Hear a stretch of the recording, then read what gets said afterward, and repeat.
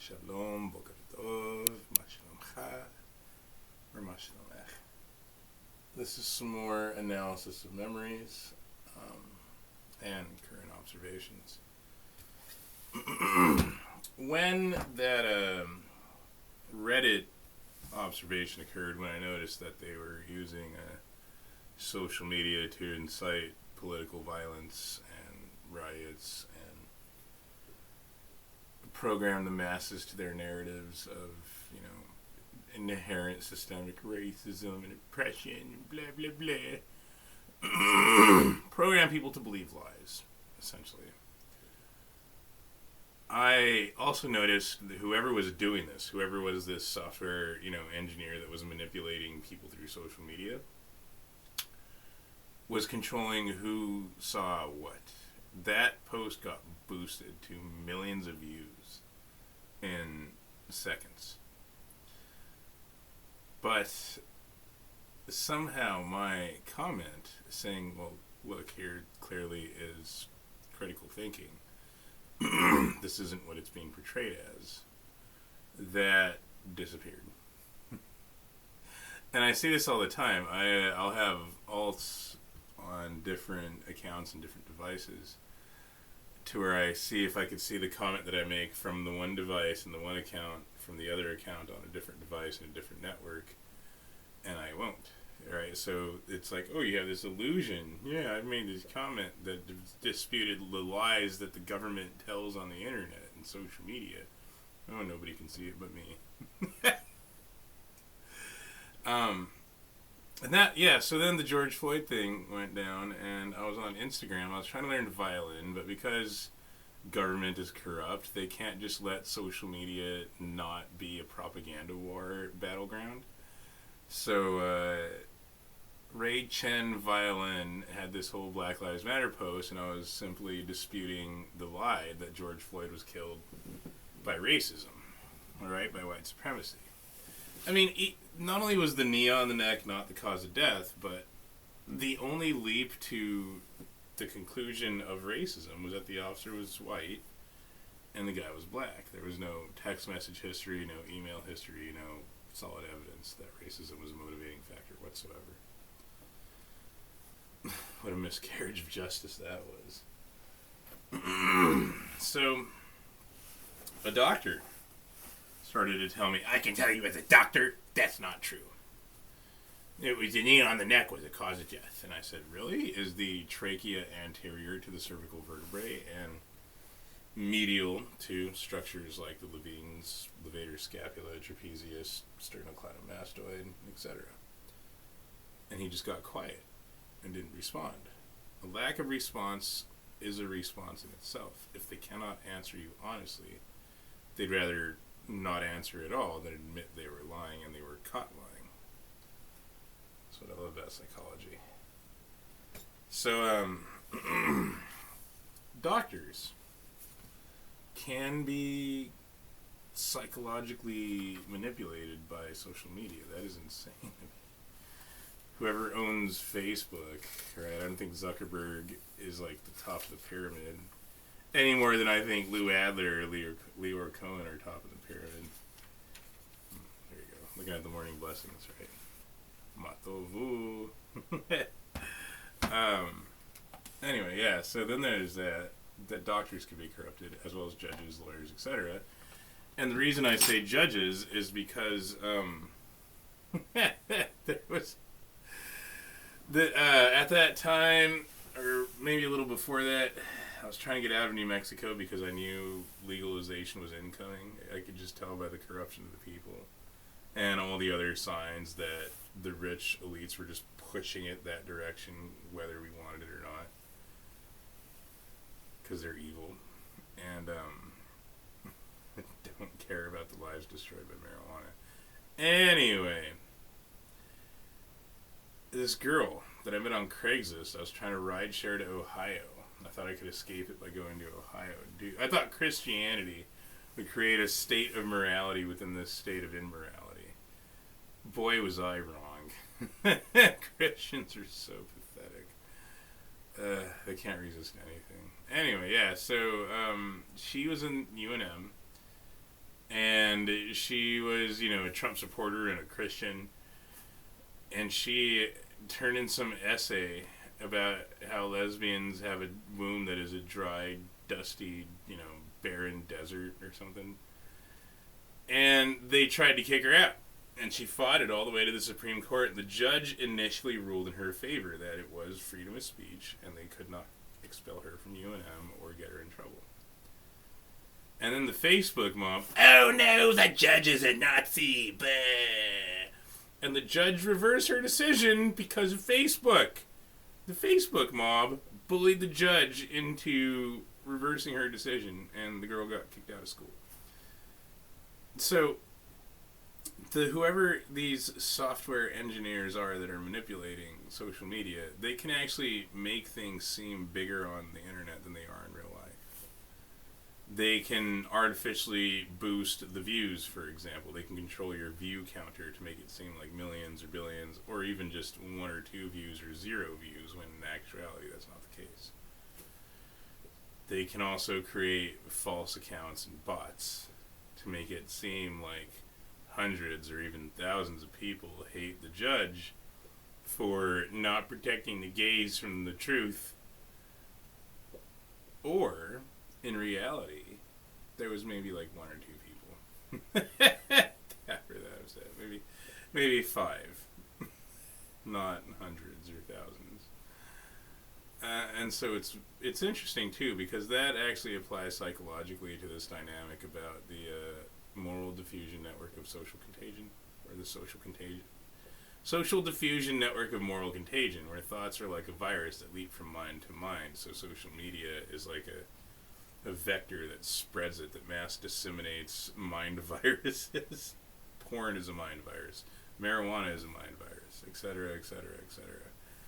So, yeah, Facebook is a mind virus, YouTube, and so forth and so on. Pathogens that disseminate. These are vectors. Anyway, so when that judge reversed her decision, I thought, wow, Facebook can also corrupt judges. Facebook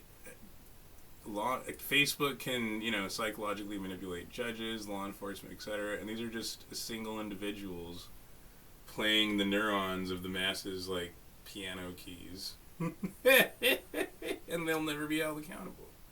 That's insane to me. The people got killed because of the actions of these software engineer manipulators, and they will never be held accountable. Or they were allowed to do it in the first place, right? So when I look at this from a religious standpoint, what type of God would allow this? Then when it gets to a non-religious standpoint, what type of government would allow this? I guarantee the government's known and likely was involved and just let it happen or participated. Even now, getting spied on by my technology.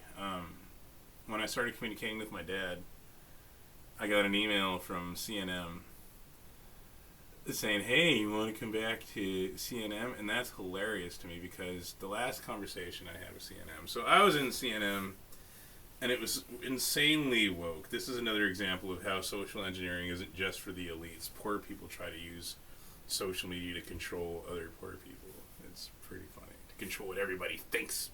I gotta censor the internet so no one's allowed to say this and not be racist and sexist and homophobic. Even though those things really don't even... The words really have no meaning anymore. Because everything is that, right? Yeah. Anyway. The last time I talked to CNM, they had put a hold on my transcripts. And I didn't know why, because I hadn't attended in over 2 years. So I finally got a hold of them. They set up an appointment with a security guard who put the hold on my transcripts. That was like a month and a half after I needed them to get into this university I'm in now. So I got to meet with this woman on a phone call. That's right, they're such jerks. They couldn't do a Zoom meeting or anything. It just had to be a phone call. They had to maintain that power dynamic, right? We are above you, lowly fucking man. Male's bad. Patriarchy. Sexism bad. Literally, they were so woke.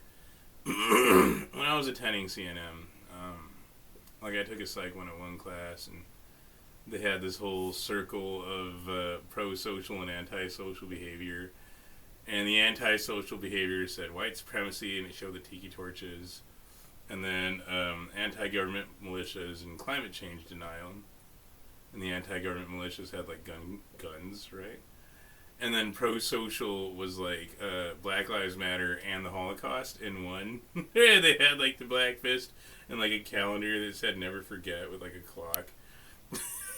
And then gun control and climate change activism.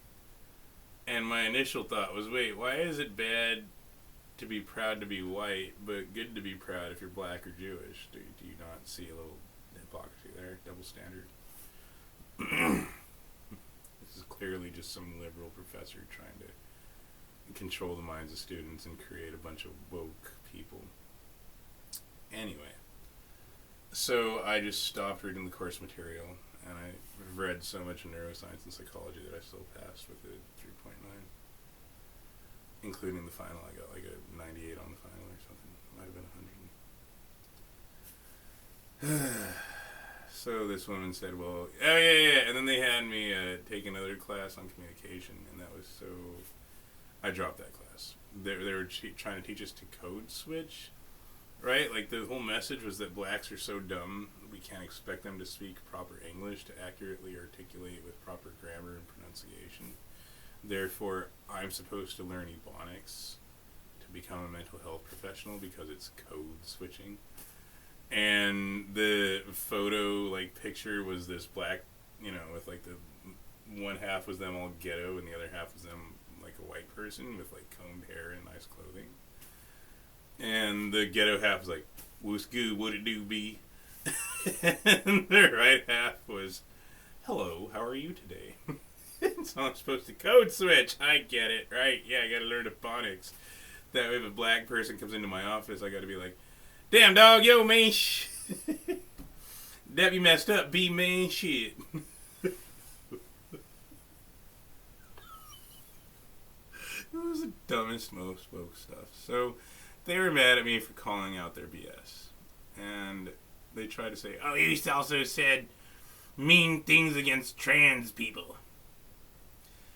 And I replied, well, you have my accommodations, right? You do have the proof of my schizophrenia. If this isn't mental illness, then you're saying this was sane. Why would you punish me for being sane? Well, the trans people. Those aren't... You can't transition your gender. The root word of gender is gen, Latin translation of the Greek word genos, which means to bear children. Also the root word of genetics, genocide, genesis, genitalia. Your gender is your biological sex. And so she said, okay, I'll release your transcripts, but you're never allowed to come back here. I'm going to put it in the computer. So I don't think I'm ever allowed to reattend CNN, which is fine. But because I've been communicating with my dad, I got an email from CNN saying, we miss you, we want you back. I have a theory, because this is happening in my university too, that because of diversity and inclusion policies, they are experiencing and plus the marijuana legalization, they are experiencing a huge decline in success rates. An increase in, you know, dropout rates and illiteracy rates, etc.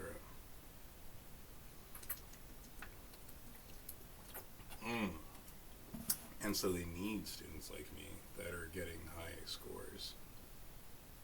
This university was going to kick me out because they're a private university and I have student debt before I attended.